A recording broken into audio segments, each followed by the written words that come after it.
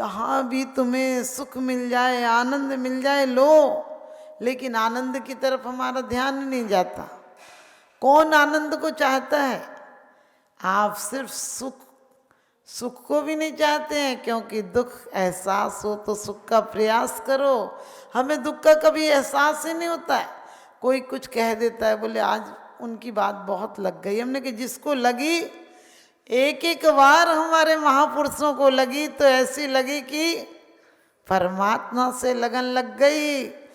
एक एक चोट ऐसी लगी उन्हें, आप समझ गए। आदिनाथ भगवान को एक चोट लगी थी कि मृत्यु इसकी हुई, मेरी भी तो होगी। थोड़े बहुत आगे पीछे में क्या अंतर पड़ता है। बुद्ध को लगी थी कि ये मौत इसकी अर्थी जा रही, एक दिन मेरी भी जाएगी। उन्होंने एक वृद्ध को देखकर, कांपते हुए व्यक्ति को देखकर पूछा था कि ये कौन सा नृत्य कर रहा है। सारथी ने कहा कि कैसे कहूँ, कहने की इजाज़त नहीं है, लेकिन ये जवानी के बाद ये अवस्था सबकी आती है। उन्होंने कहा मेरी भी आएगी। उन्हें कैसे कहूँ, लेकिन आती है। उन्होंने कहा आज आ गई। फिर अब जब युवा महोत्सव में क्या जाना, लौटा दो मेरा रथ। इतने में एक अर्थी दिखी। बोले लोग क्या कर रहे हैं, इसको क्यों कंधे पर ढो रहे हैं? बोले मर गया। बोले मर गया का मतलब? बोले अब ये नहीं जिएगा, अब बोलेगा नहीं, अब कुछ नहीं कर सकेगा। बोले मेरे साथ भी ऐसा होगा? बोले हाँ, कैसे कहूँ। आप समझ गए। कहें या नहीं कहें, वो उनके अंदर चोट लग गई। सीता जी को रामचंद्र जी ने कितना मनाया था, तुम्हें पटरानी का पद दूंगा, लेकिन एक चोट लग गई कि संसार में कब कौन सी घड़ी किसके जीवन में आ जाएगी, अब नहीं रहना संसार में। तो कितनी अच्छी बात सीता जी ने कही थी कि तुम तो मुझे क्या निर्दोष को छोड़ी थी, मैं संसार को दोष समझकर। संसार में सुख नहीं है, तुम्हें पता था कि मैं निर्दोष हूँ, और तुमने मुझे तीर्थ यात्रा के बहाने छुड़वा दी। और अब भी आई हूँ तो बोलते हो कि किसने बुलाया है। मैं हनुमान लव कुश के कहने से आपके दरबार में आई हूँ। आप कहते हो कि यदि आई है तो परीक्षा दे, और मैंने परीक्षा दे दी, लेकिन अब मैं संसार में नहीं रहूंगी। अभी तो ये अग्नि परीक्षा थी, अब मैं अपनी आत्मा की परीक्षा दूंगी। और आप सबको पता है, जब सीता का जीव तो प्रतीन्द्र हो गया, ये मोह की श्रृंखला जल्दी नहीं टूटती है। रामचंद्र जी जब दीक्षा लेकर तपस्या करने लगे तो फिर मोह उमड़ गया। मोह एक बार तो ऐसा दृढ़ त्याग जागा कि रामचंद्र जी मना रहे थे, रामचंद्र जी रोए थे, पछता रहे थे, तो अंदर में वैराग ऐसा जगह कि छोड़ के चली गई। और जब प्रतीन्द्र बन गई तब वहाँ से ख्याल आया, अरे रामचंद्र जी साथ रहे मेरे, और ये पहले मोक्ष चले जाएंगे, इन्हें रोकूं, इनका प्रयास करूं कि ये मेरे साथ फिर रहें और फिर हम दोनों मोक्ष जाएं। लेकिन ध्यान रखना, अब रामचंद्र जी को वैराग जग गया था, और कितने भी उन्होंने प्रयास किए वो विचलित नहीं हुए। हमें और आपको कभी ऐसा होता है? कम से कम घर में रहकर इतना वैराग नहीं जगता है कि तपस्या ले सको, तो कम से कम ये तो सोचो, ये जीव द्रव मिला है, पुद्गल द्रव मिला है। ये शरीर क्या है? पुद्गल है। पूर्ण और गलन प्रत्येक क्षण होता रहता है। आप कहोगे माता जी दिखता तो है नहीं, पूरा होता है, गलता है। किस दिन बचपन बीत गया पता चला। आप कहते हो बच्चे का 1 किलो वजन बढ़ गया, साल में कभी तुलवाते तो, लेकिन किस दिन कितना बढ़ गया? किस दिन बच्चा जवान हो गया? किस दिन बच्चा इतना बड़ा हो गया? कौन बताएगा? कभी बता सकते हैं? प्रत्येक सेकंडों से भी छोटा समय होता है, प्रत्येक क्षण उसमें परिवर्तन हो रहा है, प्रत्येक सेकंड। और सेकंड से भी छोटा कुछ होता होगा, वो भी परिवर्तित हो रहा है, आप सोच सकते हो। और किस दिन हमें बुढ़ापा आ जाता है, कोई बता सकता है? देखते देखते सब कुछ लगाते रहो, क्रीम पाउडर, कब झुर्रियाँ पड़ जाती हैं, कब घुटने बोल जाते हैं, एक्सरसाइज खूब करते रहो, किस दिन लीवर खाना बंद, पचाना बंद कर देता। कौन सा दिन होता है? प्रत्येक क्षण हमारे अंदर कुछ बढ़ रहा है उम्र के साथ, और धीरे धीरे साइंस भी कहती है कि हर व्यक्ति के जीवंत व्यक्ति के शरीर में 7 अरब जीवाणु हैं। वो कहते हैं 70 करोड़ जीव तो देखे जा सकते हैं। आप सोचो, इतने जीव तो साइंस भी मानती है कि देख सकते हैं, और हम एक व्यक्ति को जला कर आते हैं। और एक दिन मंदिर में आजकल लोगों का यही विचार रहता है, माता जी दूर के थे, फिर वो मर गए, तो हम यहाँ सूतक पातक क्यों माने। देखिए साइंस ने कितनी बड़ी बात कही है। जो हमारे आचार्यों को तो पहले सब कुछ तो उन्होंने ही लिखा है, लेकिन आज साइंस उसको साबित करके बता रही है कि इतनी अरब जीवाणु हम जला कर आए हैं। अपन जलाकर जलाना भी चाहिए, नहीं तो अंतर मुहूर्त में उसमें और अनंत जीव पड़ जाते हैं, और तो और 30 जीव पड़ जाते हैं, उसी आकार के जीव पड़ जाते हैं। और साइंस भी कहती है कि हम नाखून काट देते हैं, क्योंकि ताकि उसका तादात्म्य खत्म हो जाए। 3 दिन तक आप सबको पता है तिया होता है, शुद्धि होती तीसरे दिन, क्योंकि 3 दिन तक उसका आभा मंडल विज्ञान के अनुसार भी उसका ओरा, जिस जगह वो रह रहा था उसका ओरा मंडप खत्म नहीं होता है।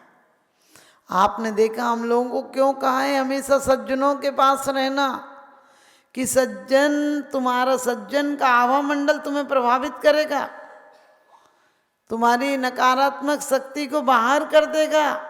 जिस प्रकार से पुलिस को देखकर सिपाही भाग जाता है, फिर भी हम लोगों का आभा मंडल इतना हम सक्रिय कर नहीं पाते हैं।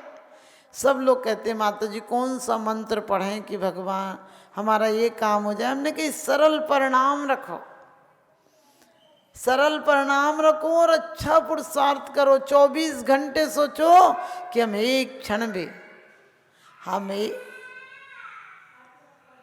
हम एक क्षण भी विकारों में, विभावों में नहीं जिएंगे। ऐसा विचार यदि हमारा रहा, आपको कहा था कि द्रव्य से पुण्य करो, क्योंकि उपयोग ज्ञान उपयोग 8 प्रकार का है, हमें 2 तो मिला ही हुआ है। मति ज्ञान और सुरत ज्ञान, यदि सम्यक दृष्टि हो तो मति ज्ञान और सुरत ज्ञान है, और मिथ्या दृष्टि हो तो कुमति और कुश्रुत है। वही ज्ञान मिलना कोई बड़ी बात नहीं है कि मनुष्य गति में आए तो नहीं, ये निगोदिया जीव को भी ये 2 ज्ञान तो मिलते हैं। आप समझ लेना, यदि तुम्हारा मन ये करता है अरे हम तो ऐसे ठीक है, कहाँ टाइम मिलता है तो चले जाते हैं, ये मंदिर कोई ऐसी जगह नहीं है कि तुम आओगे तो तुरंत पुण्य की पोटली सिर पर रखोगे और ले जाओगे। ये परमात्मा से तुम्हारी लगाव का प्रतीक है, आत्म उत्थान से तुम लगाव का प्रतीक है। डॉक्टर के यहाँ क्यों जाते? कुछ लोग कहते भाव अच्छे हों, हमने कि घर पे भाव ही ठीक कर लिया करो कि हम बीमारी ठीक हो गई, डॉक्टर के पास क्यों जाते हो? अरे बिना मन के भी बच्चे को दवाई खिला दी जाए तो उसका बुखार उतर जाता है, बिना मन के भी बच्चे को पढ़ने भेज दिया जाए तो बच्चा कुछ दिन बाद जानने की आदत सीख जाता है। हमारा 24 घंटे वहाँ रहते हैं जहाँ राग के परमाणु हैं।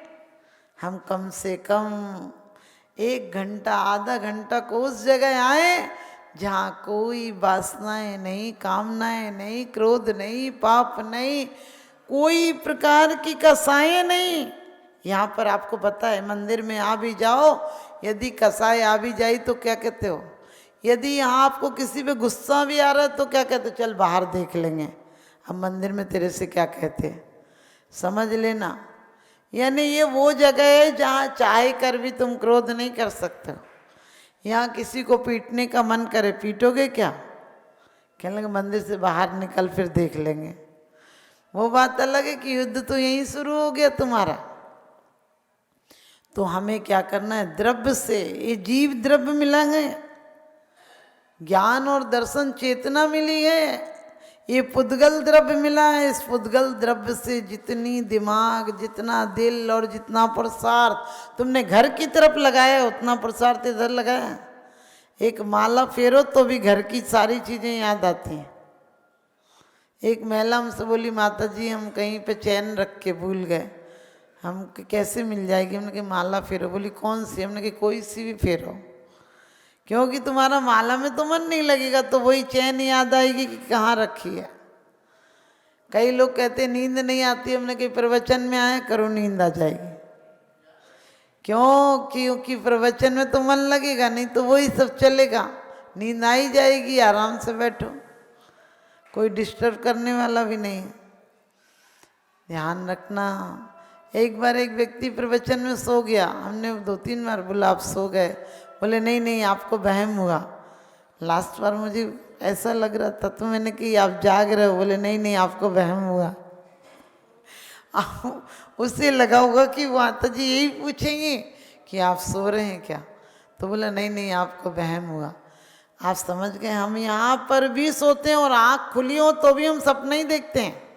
हम जहाँ होते हैं वो नहीं देखते हैं, हमें जहाँ जीना चाहिए वहाँ नहीं जीते हैं। तो द्रव्य से, क्षेत्र से, हम जिस क्षेत्र में इतने राग के काम करते हैं उतने वैराग्य के काम करते हैं क्या? कल हमसे किसी ने बोला कि बच्चे का जो भी आप लोग रखते हैं नामकरण आदि, तो मैंने यही बोला नामकरण क्या रखना, परमात्मा के दर्शन पहले कराओ, बाद में नामकरण रखो। आप अपने बच्चे के जन्मदिन पर 10-10, 20-20 हजार रुपया तो मामूली बात है खर्चा कर देते हो, और ना करते हो तो 2-4 हजार रुपये से कम में तो आजकल बच्चों की जरा सी पार्टी रखो तो आप कितने खर्च कर देते हो। अरे पहले दिन जिनेंद्र देव के दरबार में आया गए, उन देव गति से ज्ञान लो, चाहे भूतों, पिशाचों, राक्षसों, वैमानिकों, सब पहली बार जब जन्म लेते हैं तो किसी के यहाँ नगाड़े बजते हैं, किसी के यहाँ ढोल बजते हैं, किसी के मंदिरों में घंटे बजते हैं। लेकिन आप लोग तो मंदिर लाते हो, 4 लोग आते हो, मंदिर में बच्चे को दर्शन करा के ले जाते हो। अरे कम से कम कुछ नहीं मिले तुम्हारे यहाँ हो तो ढोल से तो जिनेंद्र देव के पहली बार श्रावक कुल में आया गए, उसे दर्शन कराओ। पहली बार जिनेंद्र देव की आराधना करने के लिए, अरे शादी में इतने बार बैंड बजवाते हो, और जैन कुल में श्रावक पहली बार आया है।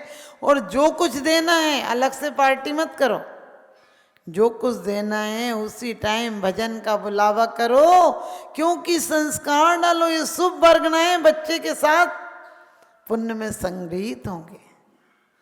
और माना कि आजकल बच्चे मानते नहीं पार्टी करने में, बच्चे नहीं माने तो नहीं माने, बुढ़े तो मानो। उन्हें कहो कि बेटा एक दिन तो हमारे मंदिर में जाना, हम जिनेंद्र देव के दरबार में बड़े प्यार से। कई बार कहते कोई दूसरी बेटी हो गई, हमने कि दूसरी बेटी आई तो पहली बार है तुम्हारे घर में। अरे बेटी हो गई तो क्या हुआ, बेटी का जीव आत्मा नहीं है, तुम्हारा अंश नहीं है। कई बार लोग नहीं चाहिए तो बच्चा नहीं चाहिए, इसको खत्म करा देते हैं। सोच कर देखना, ऐसी गलतियां कभी मत कराना, और जो करता हो उसको कम से कम अपनी तरफ से जितनी कोशिश हो सके कराना, उसको संबल देना कि अरे कोई बात नहीं। क्योंकि ऐसे जीव जो मरवा दिए जाते हैं वो बहुत बहुत समझिए तीव्र शक्ति लेकर आते हैं, और उन्हें मरवा दोगे